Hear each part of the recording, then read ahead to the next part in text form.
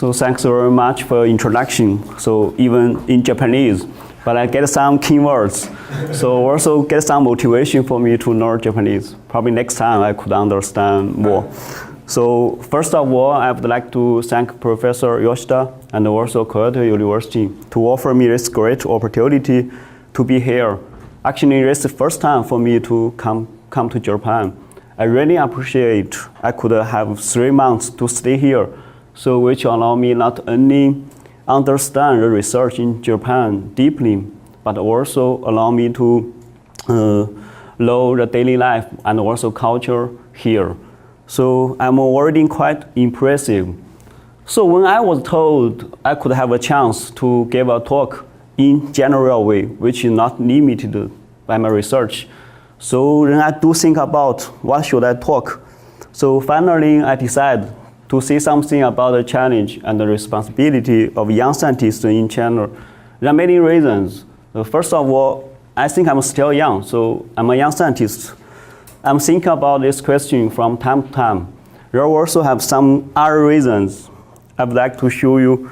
So actually, over the past 20 years, so many young Chinese people like me actually did our bachelor and master study in China, and then we go abroad, especially into a top university, to do our PhD, and also after that postdoc, and even work there for some years. But after that, many of these people come back to China to start their own career. So why? Actually, my previous colleague in Germany and Switzerland, they often ask me this question. So today I want to try my best to give an answer. So secondly, I think many years ago, when I was a PhD student at the University of Zurich, so one day when I was in the main station in Zurich, so I saw one picture which show actually the people around the world. So I saw one Chinese people look something like this. Still is from Qing dynasty. So this also motivated me to want to show you something actually in the past 20 years. Actually, China has huge changes. And today, we're completely different. And I would like to show you actually for our young generation, what do we face today. So my talk will contain the following 4 parts. The first part, I will show you actually the current situation of China, which could give you more background of this topic. Secondly, I will show you the talent program, which mainly was developed in the last 10 years, and this have very strong influence on young scientists. After these 2 parts, I will show you actually the challenge and the responsibility of young scientists. Actually, you could get, Actually, you could get this information from these 2 parts. Finally, I will give you a very brief introduction of Sichuan province and our university. So according to the World Bank report, in 2016, the GDP of China already ranked second in the world. So even we are still far from to USA, we have to say this is already a great achievement. Especially when we look at this figure, since the reform and opening up, China's economy has continued to grow with an average growth more than 9.6% every year. So this means from 1978 to 2016, the GDP of China increased more than 200 times in such short time. So you could imagine there is a huge change. And also on the other hand, this is also a very high challenge. Take me as an example. So I was born in 1981, it's here. So you could say the GDP is very low. And with the time, it grows very fast. For example, in 2007, I went abroad to do my PhD. So like in 2009, 2010, when I was back to my hometown, I even cannot find a way because almost everywhere under construction, under a lot of new roads. So even for adapt, its change is already a challenge. So how about the rapid economic development influence the common Chinese people. I will show you two examples. The first from transportation. So Japan already had the Shinkansen in 1964, but in China it's not the case. The foundation of China is very poor. So which means, I show this example from Beijing to Shanghai, it's just 1,500 kilometers. But the duration time in 1980s, if we take a tree, it took 26 hours. Even in 2000, it still take around 20 hours. I think you cannot imagine. It's really a long time.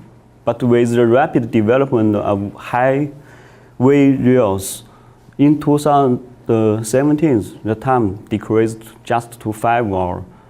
So which means now the high-speed rail become the first of choice for us to go to other city. In addition, so from automobiles, from 2000 to 2015, increased 11 times. When I was a child, actually, only very rich family could have their own automobile, but now almost every family had their own automobile. Another example from communication. In 2016, China's internet penetration already more than 15%. In 2017, the number of mobile 4G base stations distributed in China has reached to 1.62 million, with a coverage population of more than 1.3 billion. So what's this meaning? Actually, the e-business has almost changed the lifestyle of Chinese people. I could take an example. If you need to go outside, the most important thing is not to take your wallet, not to take your credit card. Just don't forget to take your mobile phone. Because using mobile phone, you can almost do everything. So you can pay for a taxi, you can pay for a hotel, you can pay for a flight ticket. And use this software, we call it Alipay wallet and WeChat payment. Fortunately, I already see this action logos in some Japanese shopping mall, which means we also can use it here. So why the economy of China can develop so fast? There are many factors. I'm not an expert in this field. I just list three factors, just in my opinion. The first reason is the high investment. From this table, the rate of capital formation of China is very high. It's near to 14%. The second is the high accumulation. So from this table, you can say China is very high. So Japan is also not low. The most important factor is from high energy consumption. So compared to America and Japan, the energy consumption for China is very high. It's almost, let's say, 8 times higher than Japan. So this figure shows energy consumption accounted for global population in 2013. So even the GDP of China is the second, but the energy consumption is already become a top one. Here, I think Japan is very impressive because the GDP of Japan ranked third in the world, but the energy consumption is only 3.7. So which means the economic development of Japan is more sustainable. In this case, I think we do need to learn a lot from Japan. Moreover, the growth in energy consumption in China increased sharply year by year. So which means we do have a problem from energy. On the other hand, the technology for utilization of energy in China is limited, accompanied with high consumption but low efficiency. So which means we do need technology innovation. This figure shows the development of energy production structure in China. So it is clear the main energy resource in China is coal. And even our government pay more attention to the clean energy. From this figure, you can see the natural gas, hydronuclear, and wind power actually, the ratio increase. But the main energy resource is still coal until 2008. And the energy production from coal is near to 18%. So everyone knows coal is not a clean energy. The use of coal, of course, will cause a lot of environmental problems. I will not go into the details. I just want to show you one example, the problem from the smoke. And this now become, let's say this word become very popular in China. So especially in winter, everyone talk about that. Even my son, who is only, let's say 5 years old, in winter he will ask me, how about the PM 2.5 today? So he already know that. So this is actually a big issue now in China. This figure actually show you also actually the concentration of this particle decreased year by year.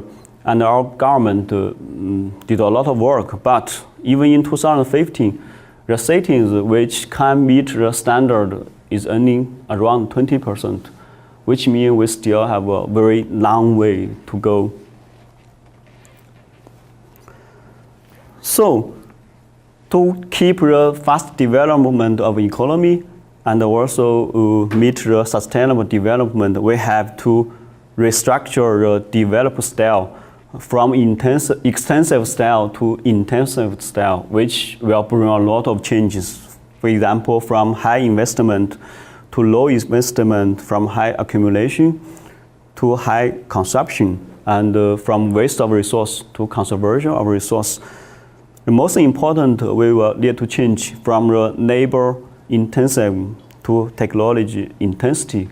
All of this, we do need high technology. We do need the innovation of technology. How we achieve that? So for technology innovation, structural adjustment, and sustainable development, all of this, we do need talent. I think this is a key factor. Without talent, without people, nothing will change. So I would like to give a short summary for the first part. So GDP of China has increased by more than 200 times in very short time. So which actually is very important to understand the current situation of China. Secondly, the economic development has improved our daily life and even the lifestyle. Thirdly, the energy and the environment issues are brought about along with the rapid economic development, which we have to face and have to find a solution for these problems. Of course, it's really a challenge. The development of high technology is essentially demanded to keep up the pace of economic development. In the end, talents are essential to promote the transformation of development. But now the question is that how we can train and attract more and more talents to come back and work in China